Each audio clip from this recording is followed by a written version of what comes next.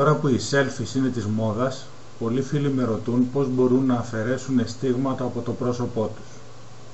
Αποφάσισα λοιπόν να κάνω ένα μικρό tutorial και να δείξω έναν πολύ εύκολο τρόπο για να αφαιρεί κανείς τα στίγματα.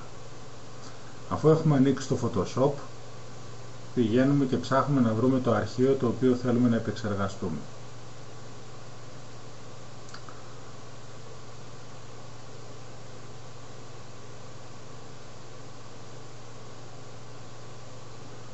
Το επιλέγουμε και πατάμε Open.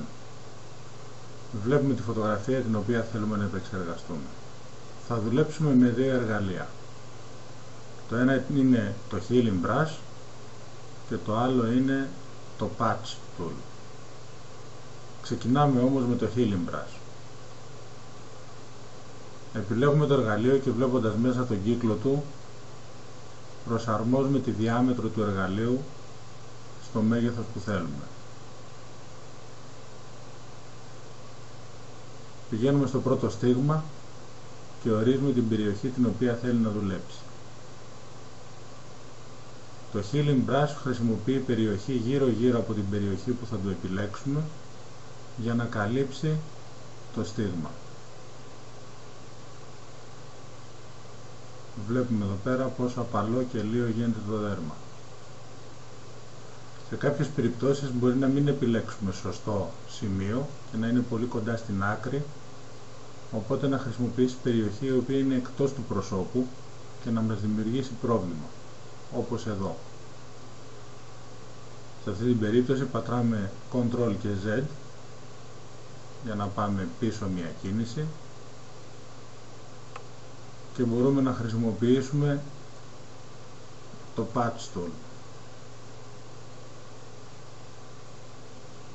Όπως θα χρησιμοποιήσουμε και για μεγαλύτερες περιοχές τις οποίες δεν μπορούμε να καλύψουμε γιατί δεν έχει γύρω καθαρή περιοχή το δέρμα. Πάμε λοιπόν να πάρουμε το Patch Tool.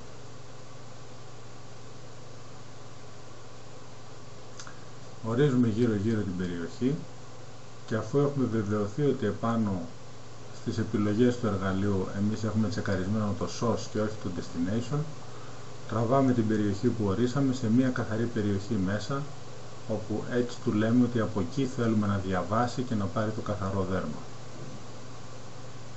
Με τον ίδιο τρόπο που δουλεύει και το Healing Brush, αυτό παίρνει την περιοχή που θέλουμε και την κάνει αντίγραφο μέσα στην περιοχή την αρχική που είχαμε ορίσει, προσαρμόζοντάς την όμως με το ίδιο υπάρχον δέρμα από κάτω, φέρνοντας τα χρώματα, τις σκιάσεις και ούτω καθεξής, ώστε να μην φανεί μεγάλη διαφορά.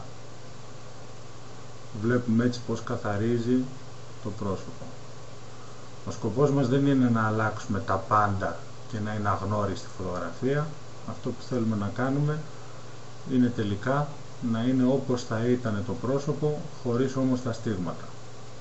Δεν θέλουμε να το παρακάνουμε, γιατί δεν έχουμε να κάνουμε με κάποιο μοντέλο, ούτε με κάποια διαφήμιση. Αφού λοιπόν έχουμε καθαρίσει όλη την περιοχή, μπορούμε να δούμε πώς ήταν πριν και πώς το έχουμε κάνει. Και βλέπουμε ότι έχουν φύγει τα στίγματα χωρίς όμως να αλλάζει το πρόσωπο.